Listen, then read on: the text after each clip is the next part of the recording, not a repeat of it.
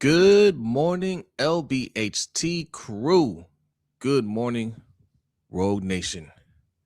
Listen, y'all, it is Wednesday. Happy Wednesday. Hope your week is going well, but if not, hopefully it gets better starting right now. All right, usually hear me say that on a night episode, but look, the day's starting right now. So let's get off to a good start. All right.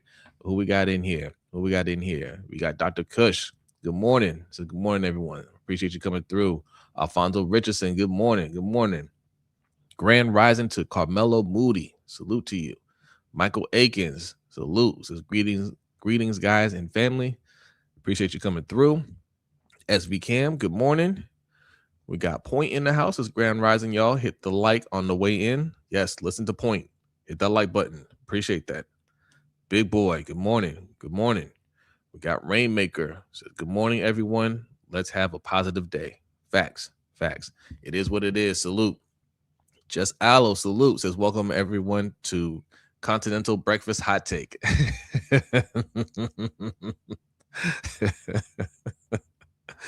Yes. DDSQ, salute. Says, Grand Rising and good morning. Appreciate that. Reese, what's going on, Reese? Good morning. We got Slim in the house. Good morning, fam. Good morning to you. Neuropsych Sports, good morning. Says, don't forget coffee. Draft day almost here. God's favorite, salute. And we got Reggie White. Good morning. All right. Yeah. So yeah, speaking of the draft, me and B haven't done a mock draft yet, but that's coming next week. We are, today's the 18th. We are 2 weeks away?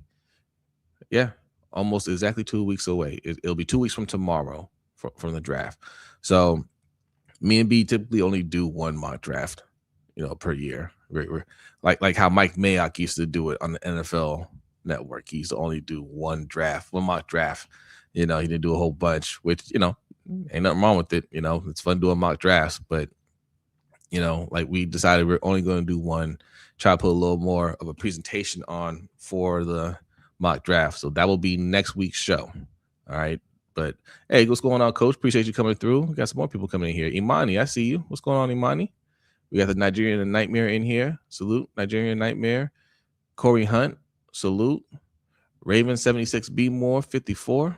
All right. Salute to you. Yeah. But I'll say this. I've been playing around with some mock drafts for the last few days. And, playing out different scenarios of what we could do. My ideal scenario would be we got 10 picks, right? From first round through seventh round. But a lot of those picks are in like the fifth, sixth, seventh rounds, right? If we could find a way to consolidate those picks as much as possible in between the first rounds and the fourth rounds, minimize the fifth and below rounds and just have our picks within that 1 to 4 range, I think we'd be in good shape. Are we gonna be able to get all of them to all the picks that way? No, of course not. But get as many of those picks as possible. So, these mock drafts will kind of fool you a little bit into thinking that, guys will be available at a certain pick. When I do these mock drafts, I always try to get Vega, right, in the first round, and we're picking 14th. A lot of times I'm looking at these mock drafts, Vega will fall a little bit, and maybe he does in real life. Maybe he goes a lot earlier, so you can't always go off these mock drafts. But if Vega's falling and I get a trade offer to move back just a few picks, I could pick up an extra third round pick or something like that. I typically do that to get that extra pick. Or if it's like, I move back three spots and, I add a third round pick in, somebody gives us, their pick and a second round pick. I'll do something like that because that helps convert that third round pick into a second round pick, so on and so forth. Same thing when you get down to the second round.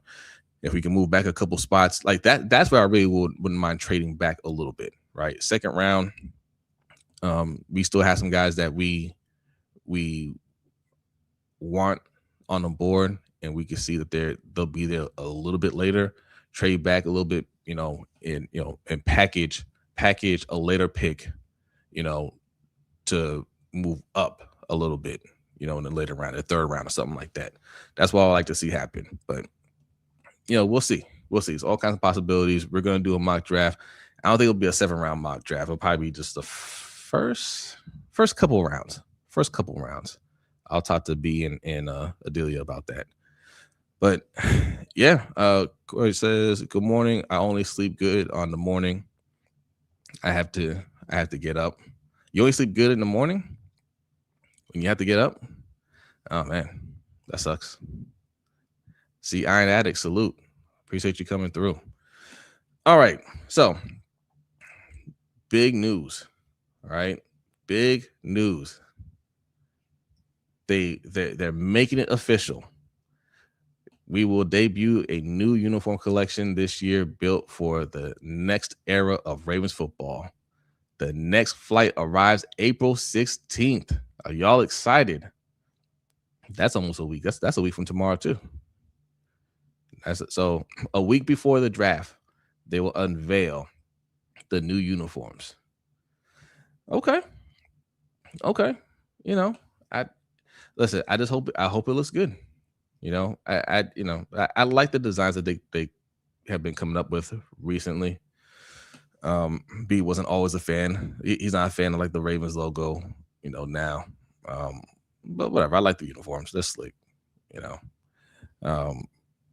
don't know. If Fano, Vega, Tyson, Tate, and Lemon are gone, who would you want? Fano's gone, Vega's gone, Tyson, Tate, Lemon are all gone. Who would I want? Who's left on the board is what I have to ask, right? Like, there's that other tackle, Freeling. Is that his name? Monroe Freeling. Is he available? Yeah, I would have to look at it. I have to look at it because that is 1, 2, 3, 4, 5 people that you named there. We're picking 14th. Who are the other 9 people that were drafted? Is Jemiah Love still available? You know what I'm saying? Is he still available? I don't know. That's a good question. I would want to go offensive lineman, but if there's somebody, what's that guy's name? Caden Proctor, the tackle from Alabama. I think some of the reports I read, and coaches here, he could tell you, is he somebody that would project more as a tackle or guard in the NFL? But he looks good. He looks good. Bain is still available. Here we go.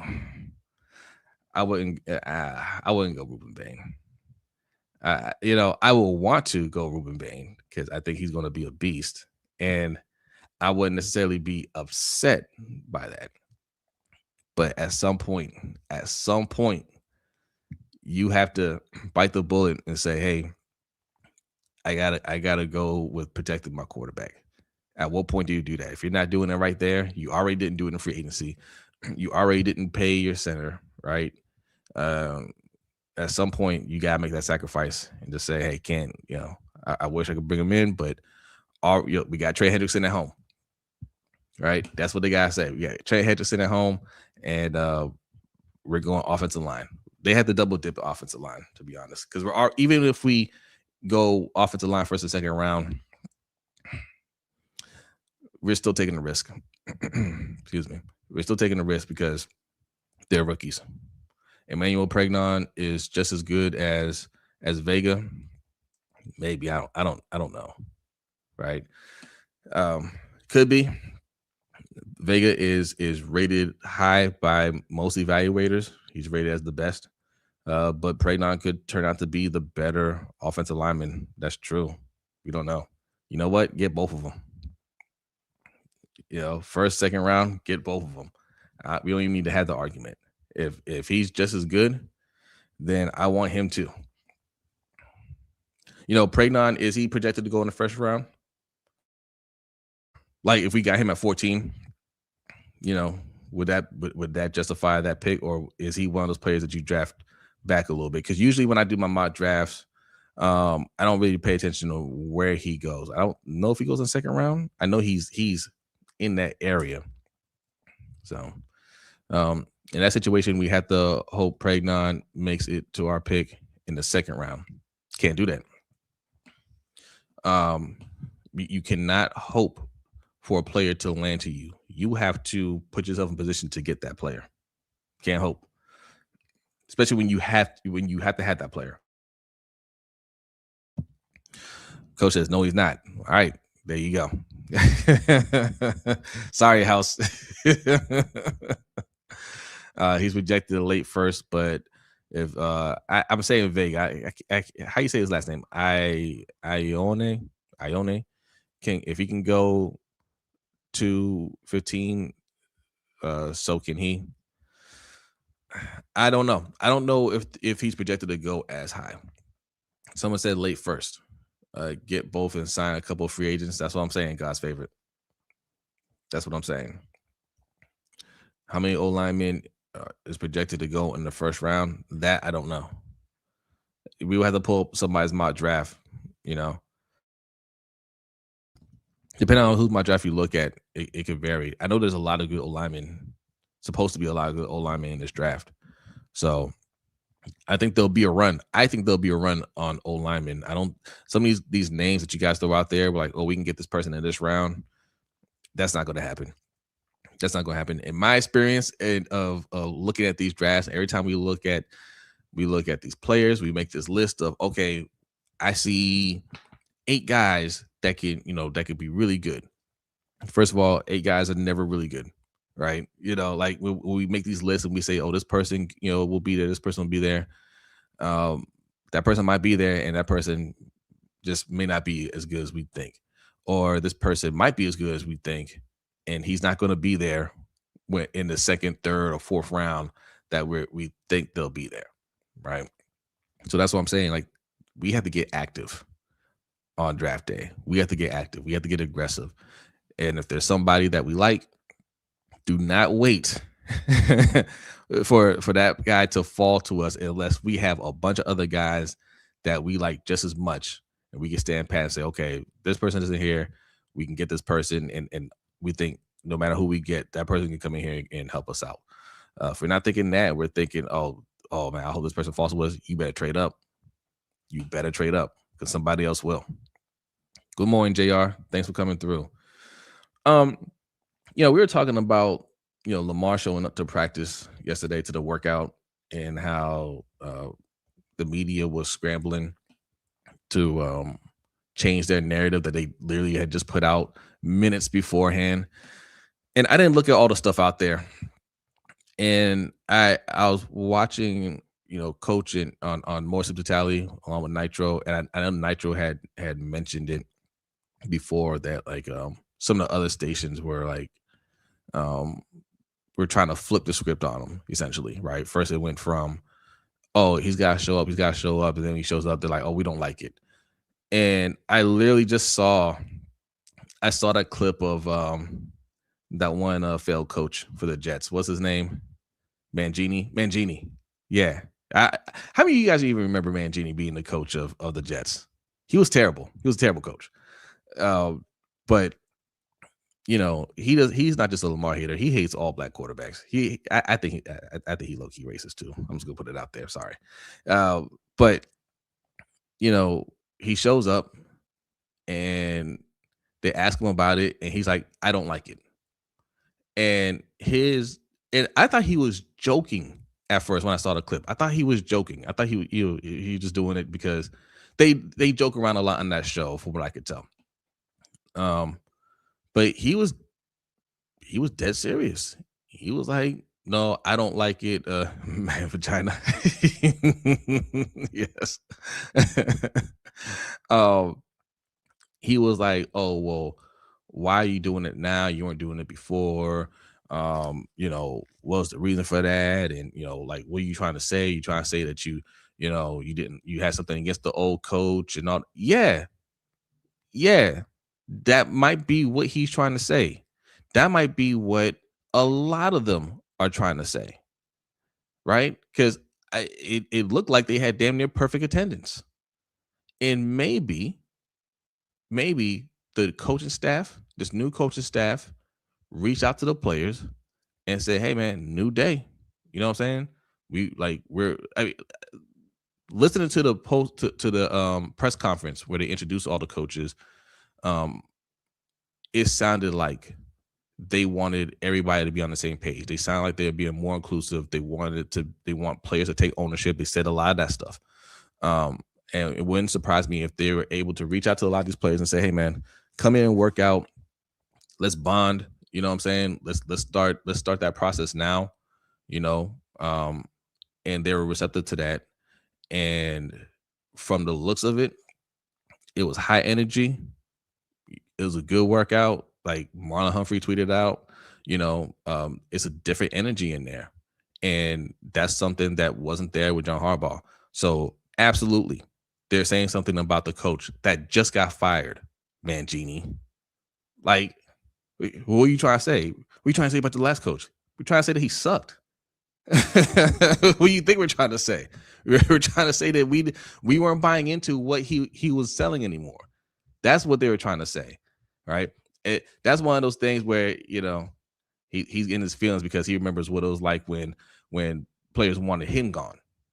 You know, like this show so he's supposed to not show up to show loyalty to John Harbaugh to keep it consistent. That's ridiculous. I remember him for ratting on Belichick. Well, yeah, he had that coming. Belichick is not an honorable person himself, but he did rat him out. God's favorite says it's damned if you do, damned if you don't. When it comes to Lamar and the media, oh yeah, they're always gonna put a negative spin on him. They're always gonna try to do that because that's what gets clicks, right? That's how I was able to see it because people, make it trending, and it ends up on my timeline, and I end up, watching that way. But that's what they want.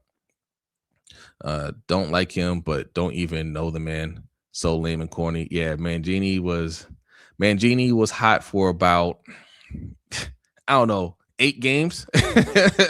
He had an 8-game stretch. He beat the Patriots, once or twice, and they were calling him Man Genius. That was his nickname for a little bit, Man Genius. And that fizzled out real quick. Corey says he's terrible as an analyst too. Never agree with anything he says. Yeah, I was surprised to see him still on TV because I know they were trying to prop him up for a little bit, and it didn't go anywhere because he's not good. And I thought he was just, I thought he just kind of faded away, somewhere, but he's still there. He's still there collecting checks. Good for him, I guess. They act like this is the first time Lamar has ever went to OTAs. Right. That's the narrative they want to put out there, right? That he doesn't show up to that stuff. He's not a team guy, not a team player, and all that stuff. And I think it's just crazy that going into year 9, everything he's done, no issues, no controversy, no off the field stuff. He's doing all the things right, and you can't lay off of him. You can't find anything else to discuss. There is nothing. I get it. Like, I put Lamar Jackson a lot of times in the thumbnail, somehow, some way. He's even in this thumbnail, handing the ball off to Derrick Henry, right? Lamar Jackson's a popular player. So I get that, a little bit of clickbaitness, to try to get people to draw them in to discuss things. But I mean, we still have authentic takes here. We still have genuine thoughts and opinions on certain things. And if we're going to do a story about something else, then yeah, Lamar, we won't make it about Lamar at that point. We'll make it about that person. You know what I mean? Like if you want to talk about Lamar, it could be a genuine thought. It doesn't have to be this WWE style performance that they always put on now, and they all do it. They all started doing that. morning talk shows didn't always have people yelling on it like they do now. When Mike and Mike in the morning used to come on, it was just two regular people just talking. You know what I mean? And all the talk shows used to be that way. But now it's all performative and it's all scripted. That's why I had to stop watching it. I can't with that. I can't with that. Neurosite Sports says we're going to be the most hated fan base once we win a Super Bowl. We got mad receipts in our pockets. Hey, I'm with it. I got no problem with that. But you know what? There's a lot of people that root for Lamar Jackson. There's a lot of people that root for Lamar Jackson. I remember went to this. This was a couple years. Yeah, a couple years ago. The last time Philly won. Not this last one. The one before. Went to this party and I met this young dude. He was like early 20s. From Philly. Drove down from Philly. Big Eagles fan. And he was talking about how hyped he was that they won the Super Bowl. And I was like, yeah, man, I like Philly. I like the Eagles. And he was like, yo, but now I want to see Lamar win it. He said, if the Eagles aren't winning Super Bowls, I want Lamar to win Super Bowls, right? Like, people from other fan bases love Lamar Jackson. They love Lamar Jackson. And he just kept on saying, he's like, I want to win another one. If we can win another one. But he's like, if we don't win, no, it's got to be Lamar. It's got to be Lamar, And, we're talking about the Ravens and what they need to do and all that stuff. And I told him the last time we won, Joe Flacco was our quarterback. And, he's in his early 20s. He wasn't watching football then. He was stunned. He was stunned when he heard that name, Joe Flacco, because he knows who Joe Flacco is. And he was like, what? I was like, yeah. I was like, yo, Joe Flacco used to be the guy. Joe Flacco used to be the man over here. And he was like, yo, that is wild. That is crazy. But that just goes to show you how long it's been since we've won, right? That's why I was never for that. We got to keep John Harbaugh because he's a Super Bowl winning coach. When you go past a decade since you won a Super Bowl, you can't really hold that up anymore when you're talking about what you've done for me lately, So Rainmaker says, I live in Philly. Lamar has the same issue that Iverson had. Guys who live by their own rules aren't liked by mainstream media. Facts. Yep. And listen, Iverson had a lot going on. Iverson, I'm not saying he brought it upon himself, but like, listen, man, we all talk about that. Oh, hey, man, we talking about practice? That's a great quote. And he's not wrong, but yeah, man, go to practice. Yes, we know you're great. We know you're going to bring it every night, but that's a team sport. And maybe you have to get on the same page with your guys a little bit more, but they did make a big deal out of it because he did things his way. Yes, but that's what the media does. Lamar Jackson you don't even have that against him. Like, he doesn't say anything. He is always respectful to the media. He doesn't have any off the field issues at all. There's no teammate that said anything bad about him. There's no coach that said anything bad about him. What's the problem? What's the problem? Gas is really almost $5, man. If you guys can, if anybody has the ability to work from home or work hybrid, I mean, companies are going to have to start going back to that. They can't realistically expect people to commute every single day with $5 a gallon, right? They're going to have to start cutting back. If you have the ability to do that, do it. But if you don't, man, hey, I feel for y'all, man. I feel for y'all. Like I said, start finding other ways to skip money on company time. I still don't understand why people get upset with mainstream media, because it is just the funnel that we live in, Coach, right? Like, we're a captive audience. These apps, Twitter, TikTok, Facebook, Instagram, all these apps have figured out a formula to keep you watching them all the time. Everything, their algorithms are designed to keep you on their platform for as long as possible, which is why, like, you and I were on YouTube, and we post stuff everywhere. We post stuff on TikTok, we post stuff on Instagram or whatever. They have, kind of conditioned us to make our content in a way um to get people to stay on the app, to stay clicking on things. And that's why we make thumbnails the way we make them. That's why some of your clips, especially like on TikTok, will get more views than others, right? Because the algorithm will push it based on how long a person is watching. Do they go to the next video? How long do they watch that next video? So on and so forth. So they create that funnel, right? And mainstream media, who has all the resources behind them, um, understands that formula, right? So they know that, you know, strong emotions like anger, hatred, things like that, those generate more watch time, which is why you see a lot of that stuff. When people get upset about something that is said, they're going to watch it more. They're going to argue with their screen. They're going to scroll for more stuff to see who's agreeing with that, who's disagreeing, who's reacting to that. That's why reaction videos get a lot of views. So it's a whole psychology behind it, but that's why they get mad. Because even when you're not looking for it, I don't look for anything FS1. I don't look for anything Fox News or anything like that. Still ends up on my timeline. Especially on Twitter. Twitter is a cesspool. I post less and less. I'm supposed to be handling most of our social media stuff. And even when I go on there to post things, I see stuff. I'm like, I need to get off of here. Especially all cap stuff. Yeah.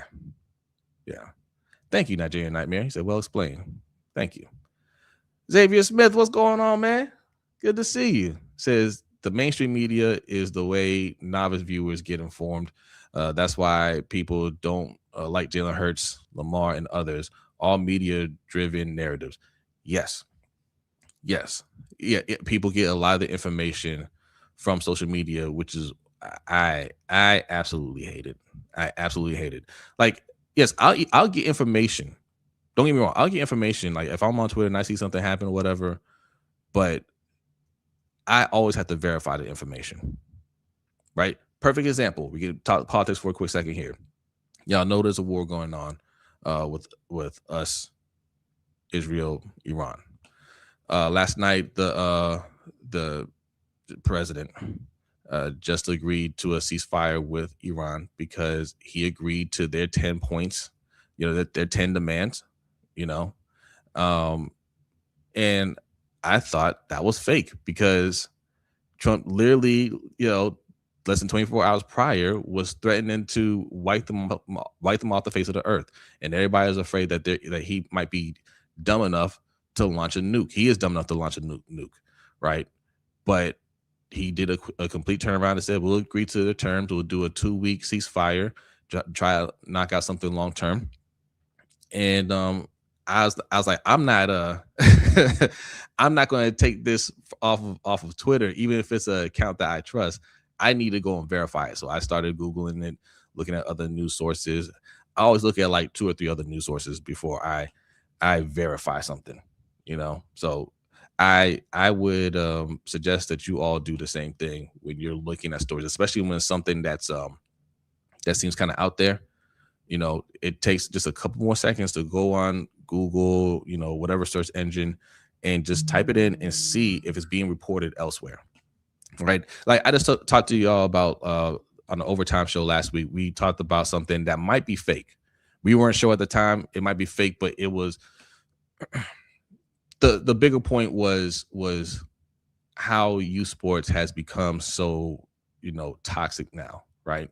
But it was that picture of that guy knocking out a ref and get ready to fight another ref, right? Supposedly a coach. I couldn't find any other information out there, just a Facebook post, which kind of led me to believe that this is probably fake, but not sure. But we were still able to talk about that topic, because of that. But sometimes that happens, but You're not going. That's why I did it on the overtime show. You're not going to see me spread stuff like that. I'll try not to spread stuff like that whenever I'm able to. You know, mainstream media is the way knowledge viewers. Oh yeah, I read that one. Who else? A war that we're losing. Oh yeah. Yeah. Don't get me started on that. Yes, the award that we've lost. Oh, illegal war. I want to say that too. If you don't know that, it is highly illegal, highly unconstitutional. The way we went about starting this war, and it is something that people need to be prosecuted over, and harsh punishment needs to happen. You cannot circumvent the Constitution in that way. I'll leave it at that. Got to go to international news sites too. Yes, yeah, but even they will spread fake news as well. But yes, look at multiple sources. Even for little things, even if you want to stay on the app, look at different accounts, trusted accounts, to see if they're reporting something similar. Don't just go off of one account, because especially on Twitter, you have people post fake stuff all the time just to get that click. That's why I don't coach anymore. Youth sports, not the same, unfortunately, and parents be tripping. I feel you. I just coached my son's basketball team. He's 11 now. He was 10 throughout during the season, and there were, I wouldn't say it was toxic. It was like a developmental type league. It wasn't like a travel league or anything like that. There's a couple of moments where parents there's always one or two parents that get take it a little too far. An overzealous coach, which most of the coaches in the league are fathers. You get a couple of that, but all in all, it was a fun experience. I actually talked to Jacob about me coaching again next year. I was like, hey, how would you feel if I was a coach again? He was like, nah, that's cool. He thought I did good. I wasn't too pushy. So, I'm considering that. But yes, he also talked to me about doing like travel leagues, AAU teams. And that's where I'm like, nah, I don't think so. And me, coach, OTR Mike, OTR Brandon, like, because they're all coaches. I know a lot of coaches around here. We've had discussions about that very thing, AAU teams and things like that. These 7-on-7 football leagues, which is kind of like AAU now, and that's where supposedly that fight happened. That's the type of environment that I don't want to deal with, because what you have is a lot of parents, even coaches, that feel like that's their ticket to the next level, college, pros and whatnot. And they feel like, oh, well, my son got to go in here and get this playing time, or, I'm a coach and this kid, I need to get him a lot of playing time, and I got to attach my name to him. Like, there's a lot of stuff going on in those circuits where it's a lot of politics and tempers flare, and you're not really teaching these kids how to play. And especially for parents, and I get it. Parents want the best for their kid. They want to hype up their kid, but you got to realize your kid ain't going to the league, right? Very small percentage of those kids make it to the league. You have to be involved at that moment, and you have to develop that kid to be the best player that he can. If he's lucky enough to go to the next level, cool, but let them enjoy the moment right then and there. Let them develop, and not everybody can be the man. Not everybody can score 20 points a game. Some of y'all just gonna have to play defense. Some of y'all gonna have to be role players, and you can be very good at that. But yeah, I don't want to deal with that. Even high school, like my friends teach out, they coach at high school, and they tell me about some of the parents that they gotta deal with. I do not want to deal with that. I don't. But salute to y'all that do that, man. Hey, use a different beast, yeah. Oh, you coach for Pikesville, okay? Pikesville Wildcats and Milford Mill, okay, that's what's up. MDT Sports, salute. So my friends, OTR Mike, OTR Brandon, they coach at Wild Lake High School. They coach the JV squad. My man Mike Fernandez, he coaches the varsity squad. OTR Kwan, he coaches the Wild Lake football team, the JV football team. So yeah, yeah. I, I know a lot of coaches, which is another reason why I wouldn't put Jacob in AAU, because a lot of coaches around here, he's got a lot of resources, whether he wants to play football or basketball. I know coaches in both. So no need to go that route for him. He can stay in these leagues, developmental leagues, and just work on his craft, work on his skill, get in shape, and then he can play in high school. And I'm not worried about college getting the athletic scholarship. He's going to get an academic scholarship. We've already discussed that. He's got great grades. He's going to continue to have great grades. And that's something that parents need to be pushing their kids to do. Like, athletic scholarship, no, we're going to go to school on academic scholarship, get a full ride on that. You want to play when you get to college, that's fine. But, you're getting there off of education, not your athletic ability, because that's where it gets really toxic when you're trying to get your kid to a certain college and all that stuff, and you think that that's your way in, and maybe you get a little money on the side and all that stuff. No, just teach your kid to be very smart and to have a good paying job. That's what I want him to do. All right. Are these coaches getting killed for? All these coaches getting killed for what? Who's getting killed? Who got killed? I missed that. Can't even forget Talib's brother did that on the field. Oh yeah. But all right, back to how much time we been here? Okay, we got time. We got time today. We got a little time. All right. We're just chilling. We're talking. 130 people in here. I appreciate that. Hit that like button. If you're new in here, hit that subscribe button. All right. We'll be back here tonight, myself and Brodney, for the LBHT show. And yes, it's a slow week, but we have things to talk about. We haven't even really discussed the incident that happened with Gino Auriemma and Don Staley. He put out a fake apology initially, and then now he put out another statement I saw where he's like, "Oh, me and Don talked. I apologize." Blah blah blah blah blah. We'll discuss that. That'll be one of the core public opinions. He's guilty. Spoiler alert. And there's another story. I'll tease that to you. I just saw it last night. I'm not sure if we're gonna put down core public opinion or that'll be an overtime show discussion. But Eric Ebron, you guys remember Eric Ebron?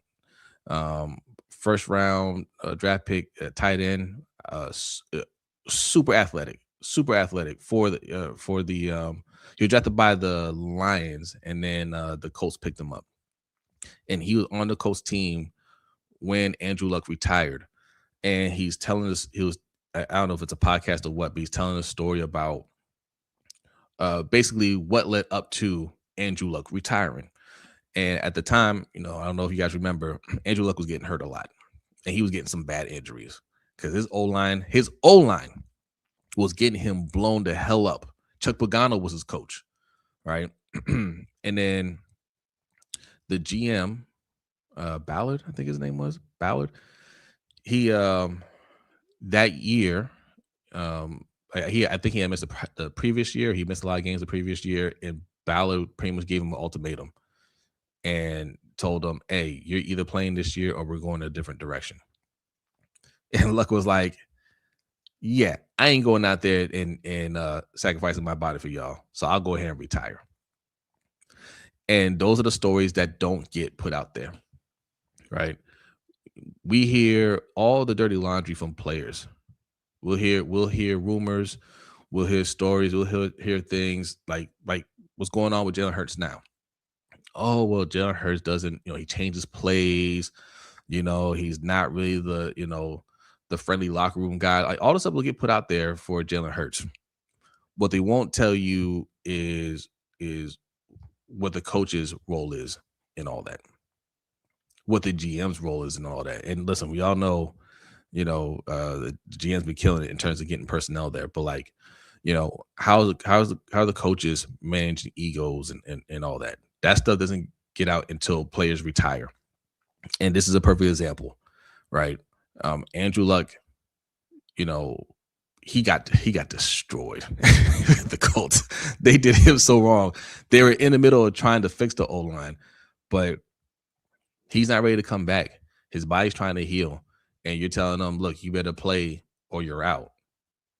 All right, man, that's an easy decision. I've made a lot of money. I've come from money, so I don't even need the money. Um, I I'm out. Poorly managed, but that story never got out there. But we'll discuss that more. Um, we'll talk about it on tonight's show. Okay, so make sure you tune in tonight, 7:45 p.m. Eastern time. Diane Rossini and Vrabel. I saw that. I don't care. You know what I'm saying? I don't care. Like, do we care about that? Do we care about that? She's dating a coach. I know they're both married to somebody else. Hey, you know what? Welcome to America. That's not a story. That's an off-season story when there's nothing else to report. Like, and it's kind of creepy, right? Because they were off in like some secluded place. Like, it wasn't like they were walking on a public sidewalk holding hands. They were, they're you know, it was kind of off somewhere at some party or by a pool. Who's taking that creep pic? You know what I mean? Like, that's one of those things. If I saw it, okay, fine. Like, I see it, but like, you guys snap a picture about that and put their business out there. Uh, I don't. I don't care about that. Uh, I just hope it ruins the trade for AJ Brown. I get the agenda. I get it. I see you there.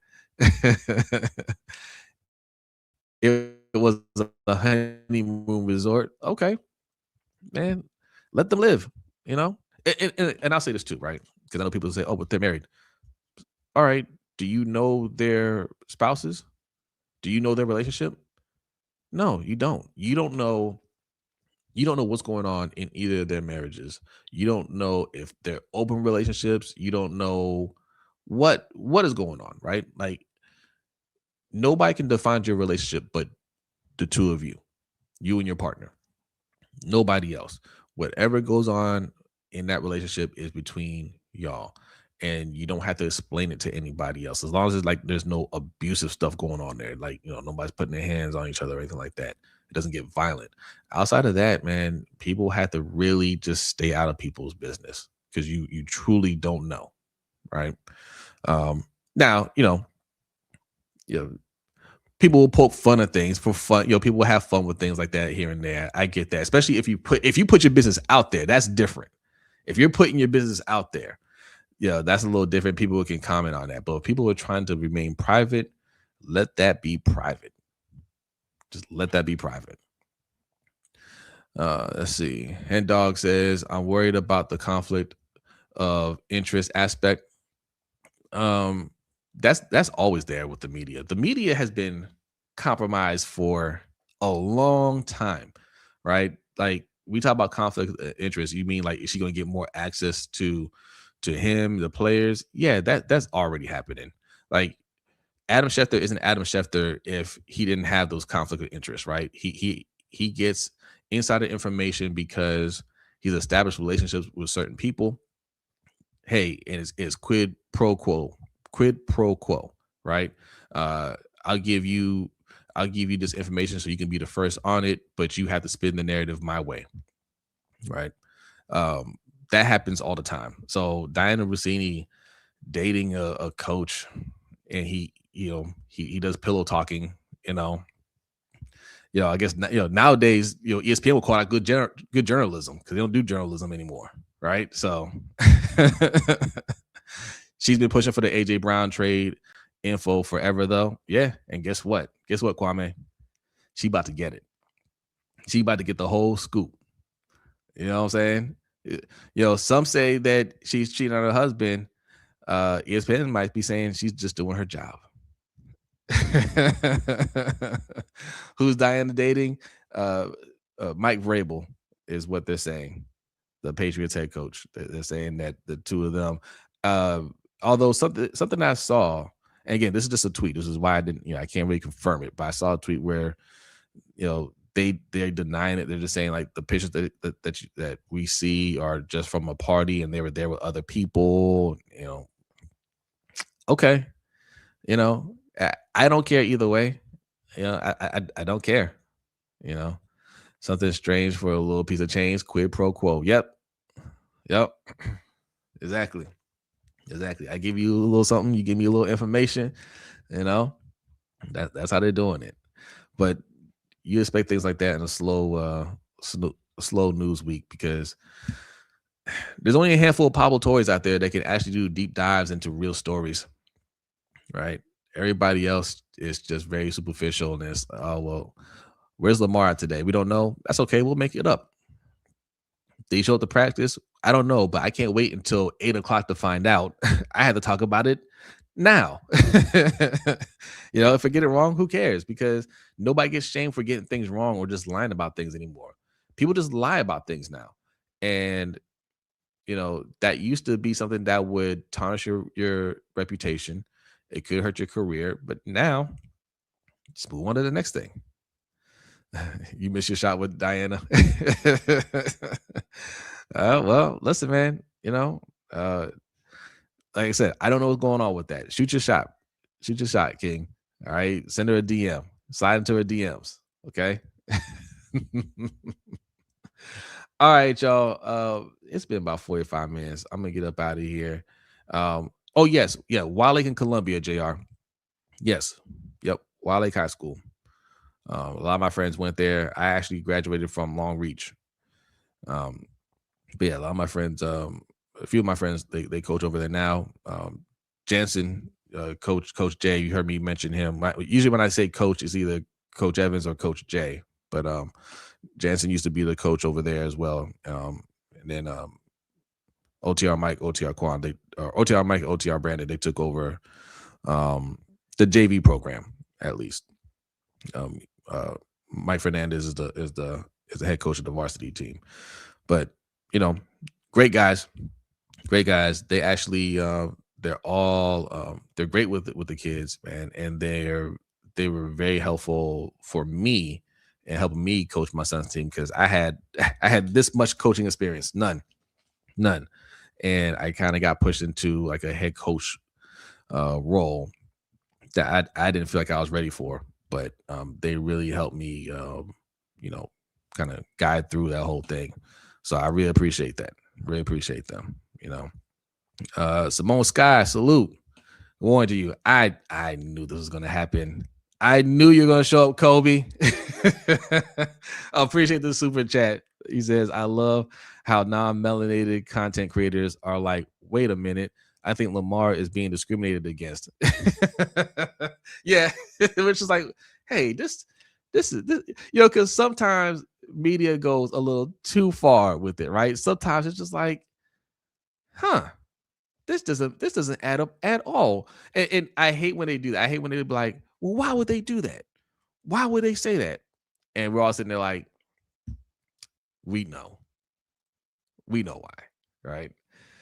Appreciate you coming through, Kobe. Flex Zone, what's going on? Good morning to you. Good morning to you. Make sure you guys subscribe to the Flex Zone. All right. They've been putting out a lot of draft content, draft prospects and whatnot. So go check them out. Especially if you're like me, you don't know all these players. They put out a lot of information on these guys. So go subscribe to them and go check out their content. Yes, the non-melanated content creators. That's funny. We just say the other side of the YouTube fan base. Shout out to some of them, man. Like, a lot, there's a lot of cool guys out there. But I don't like the ones that want to stick their head in the sand. I don't even say I don't like them. I understand, right? Me and B, we touch on, you saw earlier, I touch on political issues sometimes, talk about social issues lightly, I tackle some of like the race issues or the race dynamics, I should say, the race dynamics in sports. And I know some people will be like, well, why are you bringing up race? Why you always bringing up race? Well, race is involved in everything. That's why, and it's not divisive, but it's to inform you guys. When people come into this chat and they ask the question like, well, why are they, why are they doing this, with Lamar? Why are they treating him this way? Well, that's because that is a racial thing. It's baked in. I want to say racism, but it is cultural conditioning, right? Um, this country through years, we're talking about hundreds of years of cultural conditioning and how black people are viewed in this country. And it's still baked into our justice system. It's still baked into our society and through media and whatnot. How black people and other people of color are viewed, right?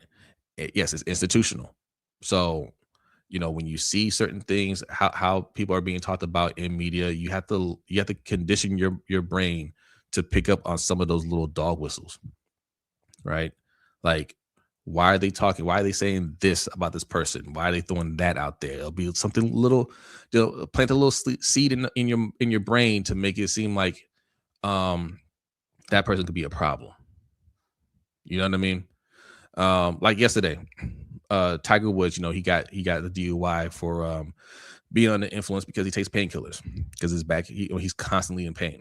And I'm not trying to defend Tiger Woods, but you know, um, you know, my fiance was watching a clip from TMZ where they're talking about it, and they got this doctor on there, and you know, the guy from TMZ, like the doctor was kept on saying like, hey, he needs, he needs like real treatment. He needs help. I know he's had a couple DUI incidents or whatever, but you don't lock up people that have problems. Like you get them help.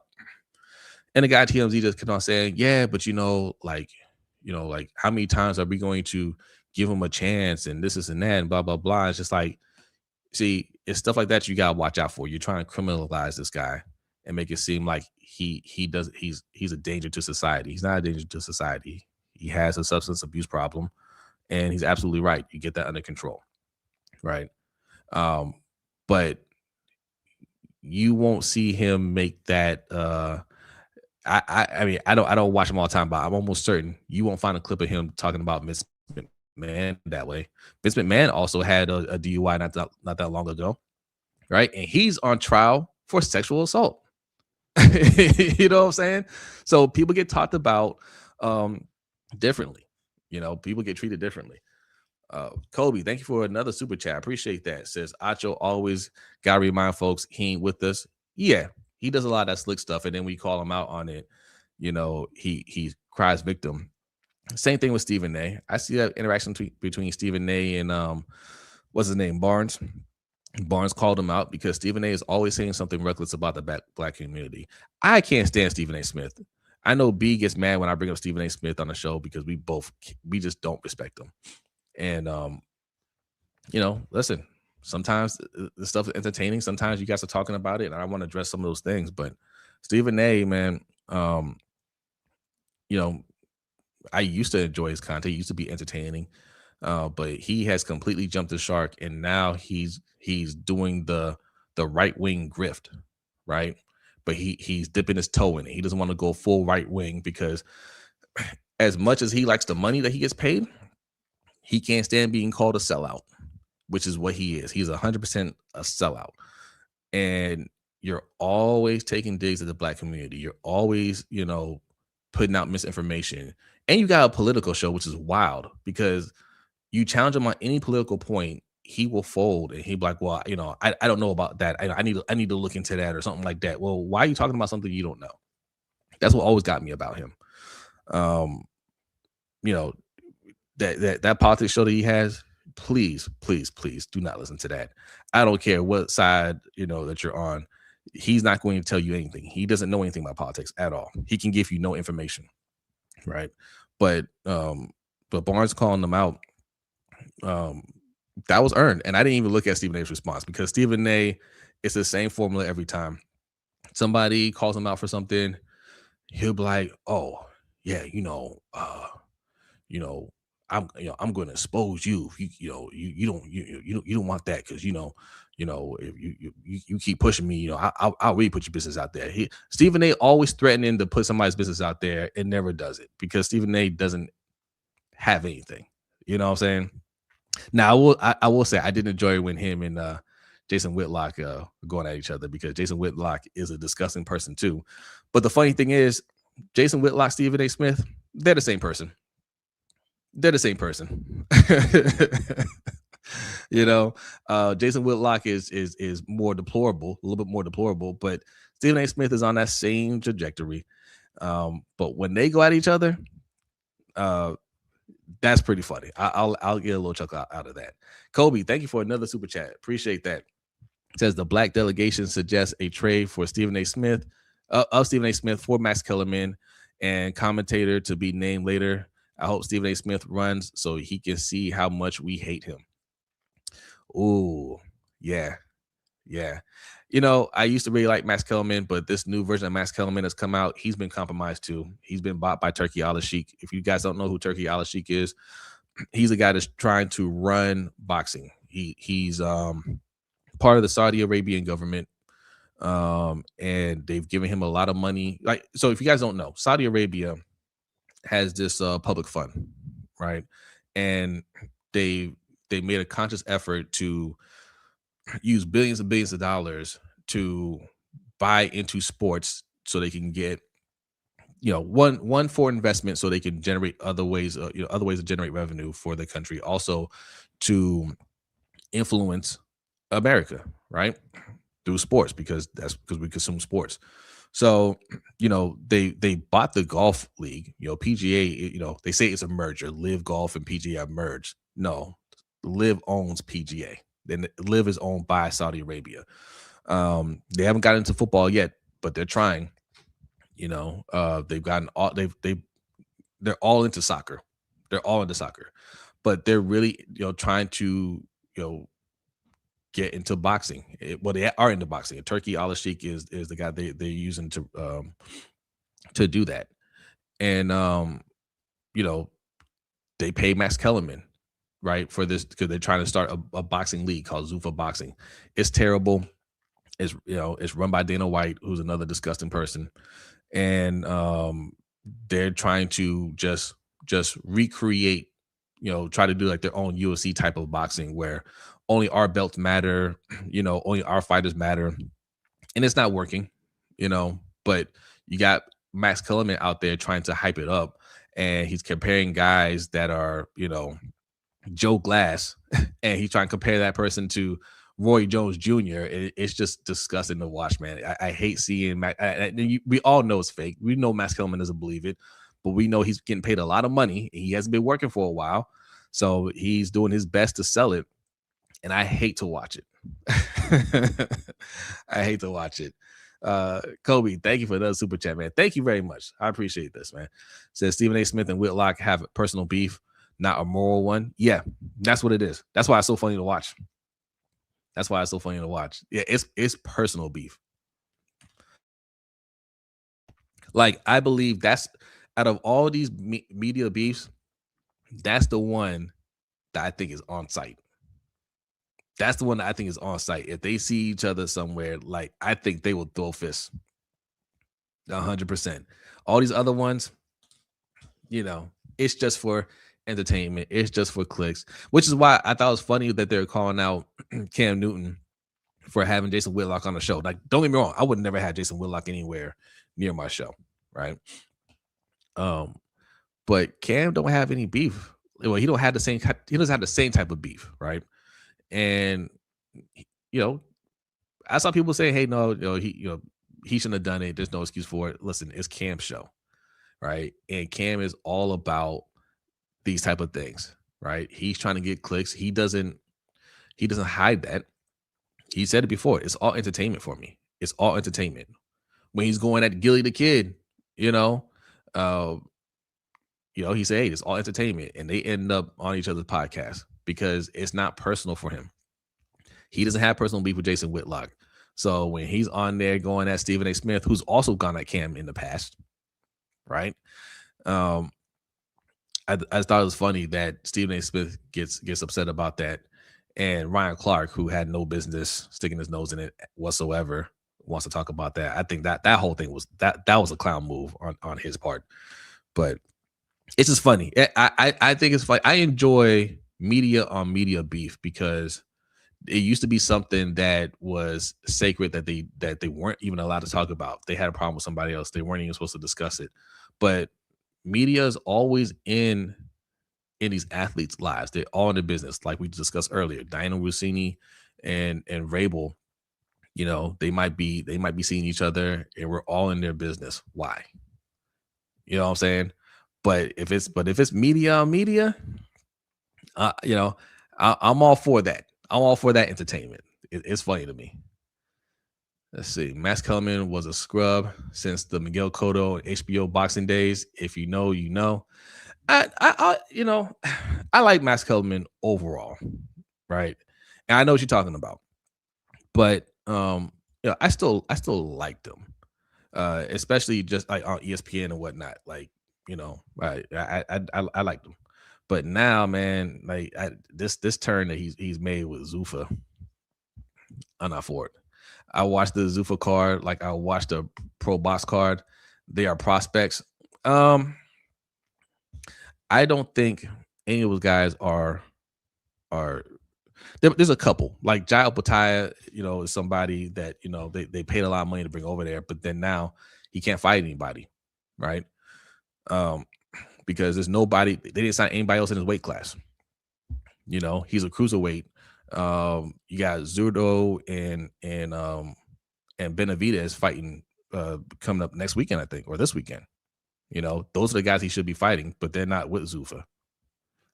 So I think Zuffa is it's not going to work. It's not going to work. What they want to do is get all the top fighters to under one banner, and then they think they're going to not pay them like they don't pay UFC. They think they can just control the whole sport and everything that goes on that way, and that's never going to happen. Boxing has a rich tradition. Those other belts matter greatly to these fighters. WBA, WBC, IBF, all those, WBO, all those belts matter, and you can't just erase them. And fighters want to get paid, they want to be flashy, they want to do what they want to do, and they're never going to let one entity just take that away from them. You know, um, so we'll see. I don't see it lasting. I don't see it lasting. Um, he has been back on First Take since Max Kellerman. I didn't know that. I don't watch that stuff anymore. So, I didn't know. Kobe says Mike Vrabel running up Jimmy Butler numbers. Appreciate that super chat, man. Thank you. Who else is here? Let's see. Oh, got another super chat. Kobe showing out, man. Appreciate that. Says Rossini's report about how Vrabel didn't get a job because he's so intimidating and Manly makes so much sense now. She didn't need a source. I didn't even know she said that, but it does make sense. Reporting and being a journalist and protecting your sources and being creative and crafty and all that stuff, that used to be an art, and is kind of lost now, right? You got these reporters that can't really, like, you can tell that when you can just tell when they on some BS. You can read right through it, you know. And yes, when they say something weird, you're like, well, why did they say that? And then something like this comes out, like, oh, bingo, you connected two dots immediately. You couldn't do that with the older journalists and the older reporters. That's funny she said that. He didn't get a job because he's so intimidating and manly. All right, man. All right. He's so manly and strong, and smells great. Oh, man. All right, couple more. We getting out of here. We've been here for over an hour. 150 people in here. Salute to y'all. Y'all come back tonight, 7:45 p.m. Eastern time, for the LBHT show. We're going to be discussing a wide range of things. Obviously more Raven stuff, more draft stuff, right? And check out the overtime show. If you have $5 in your pocket, look, I know that $5 got to go to the gas tank nowadays, but if you got $5 in your pocket to spare, that'll give you a month's worth of overtime show, and you get access to our Discord channel. And I want y'all to come check out the Discord channel. You don't have to stay a member once you sign up. We don't kick anybody out. So you got to go pay your gas for next week. You can't afford the Patreon anymore. That's perfectly fine. Come join our community, and we can keep having these discussions all day. Kobe says I'm running late. So are you. All right, you know what, Kobe? I'm gonna let y'all in a little secret. I'm off today. Um, I have to prepare for a procedure tomorrow. I'm of the age you gotta get a colonoscopy. All right, and your boys got to get one. I gotta get one tomorrow. So I'm fasting today. All right, in preparation for tomorrow. And let me say this. I want to say this real quick. You know, if you're of age, you're getting up there in age. Even younger folks, it's very important to get your checkups. Very important to you know keep track of your health. If you're like me, I don't like needles. I hate needles. I was avoiding getting blood work, but I just got blood work done, so I know where everything is, and everything looks okay. I gotta kind of get my blood sugar down a little bit. But all in all, I'm generally healthy. Oh, you had your drink yet? No, coach, I gotta do it tonight, which is making me nervous because I gotta do it before LBHT show starts. So I already told B, like, hey, you see me go off camera a couple times, you know what it is, right? Yeah. Yeah. Yep. That right there. Yep. So if you see me go off camera a couple times, I know this might be TMI, but you know what it is. All right. So I'll try to make sure like we're good before all that happens. It might be a long night for your boy. But yeah, like but seriously though, like go to the doctor. Don't if you feel like something is wrong, don't put it off. Address it. And I appreciate that. Y'all. Like I'm gonna be fine. I'm not. I'm not gonna say I'm not concerned at all. I've never been put under before. That's the only thing that kind of gets me a little. I don't like needles. That's one thing. And the fact of being put to sleep it's not appealing to me either. But I'll be all right. Oh, coach, he's had two. Okay, coach has had two. Yeah. Um, my older brother, that's what spurred this whole thing is that he had colon cancer. He just had surgery to remove it. He's fine now. He's all good. He's up and walking around like nothing happened. But when it's in your family, then they immediately prompt you to go and get one. So that's why I'm getting mine this week. So Jose about to be like grandpa next Friday after them tacos. Man, see, y'all got the jokes. YT, what's going on? Says just tell the chat you have to take a call from Tom Munkin about the Browns going to the Super Bowl. There you go. That's a good one. I might actually steal that. I should be okay. That's a good one. I should be okay though. I should be okay. And then tomorrow, yeah, the procedure goes quick. So I appreciate that, man. I appreciate the love from all y'all, man. Thank you. Ashley, I see you in here. What's going on, Ashley? Snuck in here. Ja Wayne, I see you in here as well. All right. Okay. Oh, another super chat. I knew you're going to do it, Kobe. Thank you. Says, my melanated people, I just turned 40. Happy birthday, man. And welcome to the club. He says, if you're also my age, get those other end tests. Yep. It'll be fine. Better to be alive than feel manly. That's a fact. And also, man, like I said, if you're like me, I hate getting stuck with needles. So it was a fight with my doctor to get that blood work. It really was. And it's, it's one of those things where I always make it a bigger deal in my mind, because it's never that bad once you go and do it. But it's that initial getting stuck. Nah. I don't like it at all. But got it done. They did a lot of lab work. Everything came out pretty good. Pretty good, like I said, some of the things I just gotta, I gotta get back in the gym, get back get back in game shape, get back in playing shape, right? I gotta stop becoming less of an athlete, like Coach says, and you know, be a little bit more of a 40-year-old athlete because you see how these athletes are now, man. They play in their 40s and they're in perfect shape. Like 40 isn't old. I mean, I'll be 46 this year. I'll be 46. That's still not old. It's still not old. Like it's too young to just just give it up, right? To say, hey, I'm done. I'm just gonna let myself go. Nah, man, you still got a lot of life left. You still got a lot of energy, and my kids are older now, so I have less excuse to not get back in the gym when my kids are younger because I had kids back to back to back to back to back. All right. Your boy was, the only thing I had on me were arms because I was carrying kids everywhere, but now they're older now. So I don't have as much of an excuse to not work out, not hit the gym. So that's what I'm trying to commit to this summer. I want y'all to do the same, man. I want y'all to be healthy. All right.